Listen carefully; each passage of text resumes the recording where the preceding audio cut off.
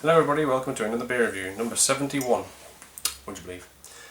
Right, okay, we are doing a Cumbrian one today. Like I said a couple of reviews ago, I went to the Lake District for a couple of days and I came across a shop that sold a lot of fantastic beers. I got a couple of local ones, one from the Keswick Brewery, which we'll do another time, and one from these guys, because I was just staying just outside the Keswick. One from these guys, Coniston Brewery. Now Coniston's quite far down from where we were. It's about 50 miles away from where we were, but it's still a Lake District beer. Now I've had a couple of these beers before and they're very nice. The Bluebird Bitter won the cask version. Still the same beer obviously, but you know, cask's always better than bottle. It won Supreme Champion Beer of Britain in 1998, awarded by Camera. So they are good beers, the Coniston beers. And I've also had, I've had the Bluebird one several times, bottled, and I've had Old Man Ale once, which was, if I remember, it was quite nice. It was like an old ale. But this one is Blacksmith's Ale, and it says on it Winter Warmer. It's a strong ale, and it's 5% ABV.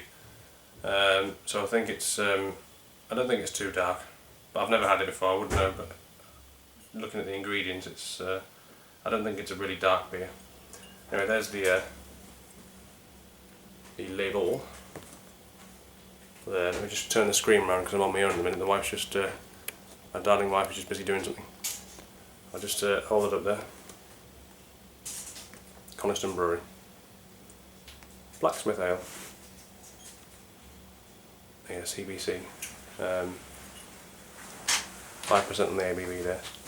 And what I was just saying about the Bluebird Bitter there, you can read on the side. Supreme Champion Beer. Blah, blah, blah. Yeah, right. Let's crack this one open.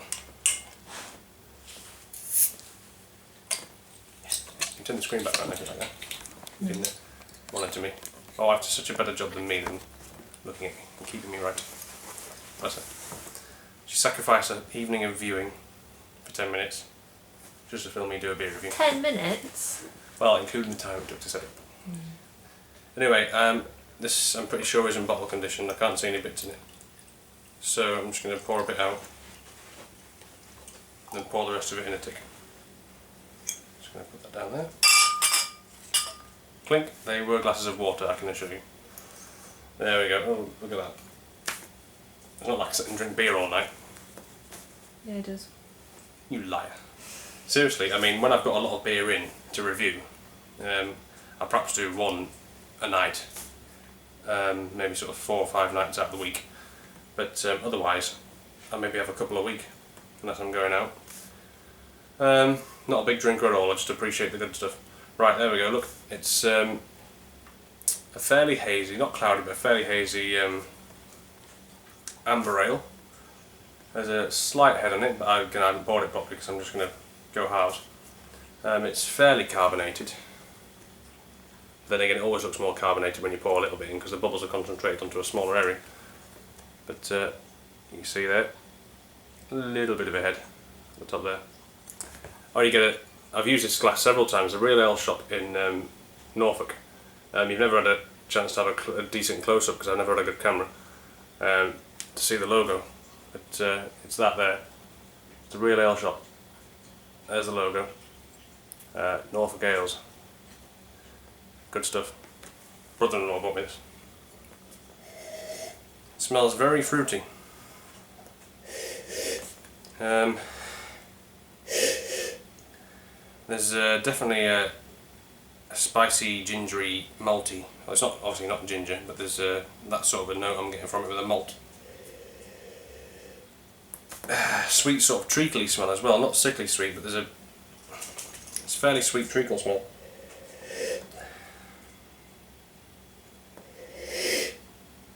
And a bit of fruity grapefruit hop in the end there.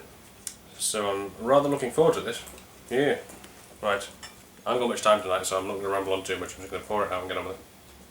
Which, yes, I know will be a first. I can hear you all saying. I can hear my wife saying it in her head, even if she's not saying it out loud.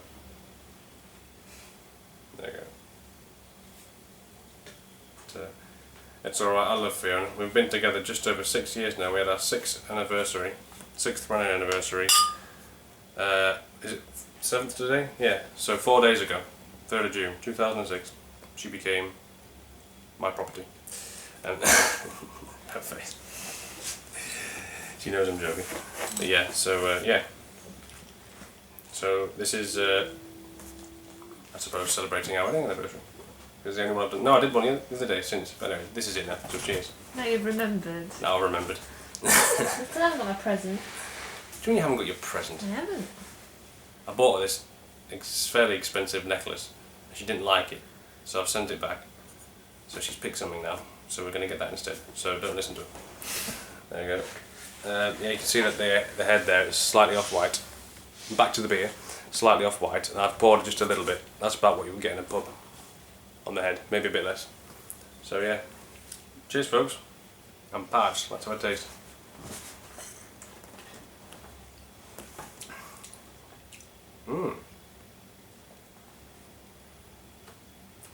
That dog's going to start making noises. There you go, look. You can see his face. It's like going, Sorry if I look like a fish, and I probably did. Right, the beer then. I had it out of the fridge for a while, so I've just about got it to the right temperature, because it was a bit too cold before. The glass was all bottle was all condensed up. It wants to be 58 Fahrenheit according to the bottle. I think it's about 13 degrees C, and it's about right. Dog's not the camera, sorry. Right.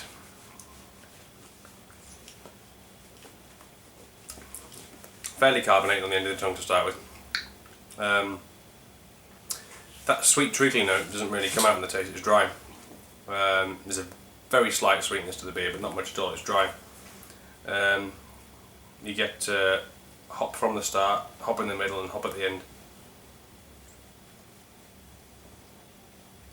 It's light to medium bodied beer. It's you do get that fruity, roasted, fairly dark malty taste in the middle. Although it's quite clearly not a dark beer, but you get that that roasted taste, a bit like chewing a coffee bean, but not quite as strong. Then you get that quenching, dry, grapefruity hop at the end. In fact, it's not even so much grapefruity. It isn't the smell, but in the taste, it's just dry. It's astringent as well, because you get the old drying out of the tongue going on.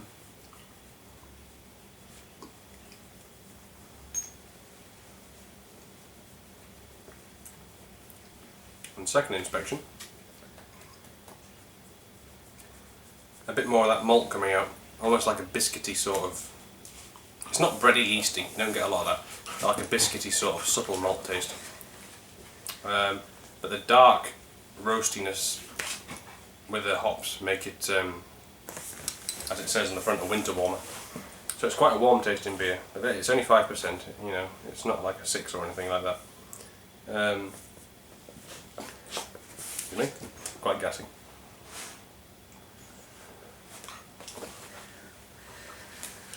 Yeah, that's it, it's just a dry, quenching beer with sort of warming, malty notes, but very hoppy. The dog's getting a bit over enthusiastic. In fact, I'm quite tempted to take the camera off the tripod and show you what he's doing. No, let's get on with your beer. But I'm not going to do. I'm going to get on with my beer review. Well, I've finished now. Yeah, it's mainly hoppy. There's a bit of copperiness at the end as well on the tip of your tongue. It's just a warming beer, slightly malty, not very sweet, pretty dry. Yeah, that's about it. Coniston Blacksmith Ale. Cheers folks, bye bye.